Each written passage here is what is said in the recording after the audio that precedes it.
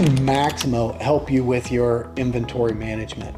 We hear that a lot. It's a great question. And a lot of times we see large enterprises, they've outsourced the management of their storerooms and their inventory to third parties who specialize in this. And oftentimes those third parties are using their systems and not the system of the enterprise. And when we look at what that does, is it creates a disconnect and a blind spot, if you will, in terms of what the actual potential need is versus what we are actually paying for or carrying your on-hand stock. If we look at the core, just the core of what do we want to achieve? We want to achieve just-in-time inventory. That's really like the ultimate, just-in-time inventory.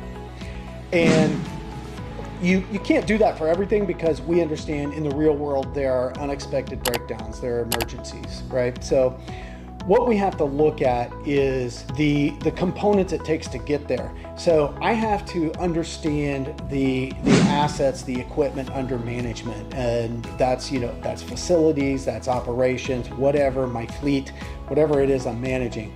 And then we have to understand the spare parts that we need to have available based on the type of work we do on these.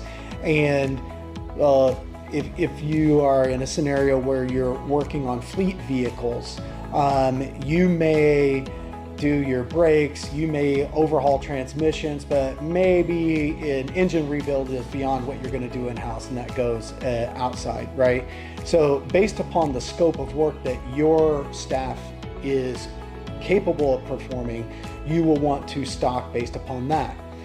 And this is where understanding your assets and the failure history comes in. And it's not just knowing that they failed, but it's the problem, cause, remedy. What was the cause and what was the remedy to that work order, to that vehicle, and what was the operational context of that asset or that vehicle, and what was the mean time between failure, whether that be measured in run hours, in miles, or whatever the measurement is.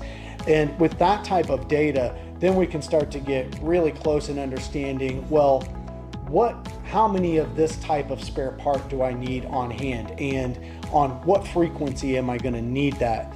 And then from a storeroom management perspective, we start to map that need to our vendors and understanding vendor lead times, economic order quantities from our vendors, and ensuring that we are stocking only the components that work on our assets in use, and any of those spare parts that we may have in inventory that when let's say we retire this type of vehicle, then any of the spare parts that we had that no longer fit anything that we have in operation, and they're only for those obsolete vehicles, then we're going to attempt to either sell those on the third party market or send them back to our vendor and see if we can get some credit for future purchases. It's very detailed, but it's very doable one step at a time. And so what we often see is that rather than try and big bang a whole operation, we'll see customers decide, you know what, we're going to work on this one production line first, or we're going to work on this type of a vehicle, or maybe it's in facility management, this one specific system within the facility, and get that breakdown, really start tracking the work history and the spare parts usage, look at the spare parts usage history against that to start to project the need. What do we typically see? It is not uncommon to see a 25 to 50% reduction in on-hand inventory. And let's translate that into money. So let's just say we have $4 million in inventory on hand. Industry statistics are every 5 years, I have paid for that inventory again in my cost to manage it, handle it, to house it, keep it, environmentally controlled, etc. So If I have that $4 million of inventory and I can reduce that by 2, then I've reduced my ownership cost by $2 million over 5 years, which is $400,000 a year net savings. So I took an additional $400,000 in operational expense off the books as well going forward, just by reducing the amount of on-hand inventory. So how does Maximo help you manage your inventory?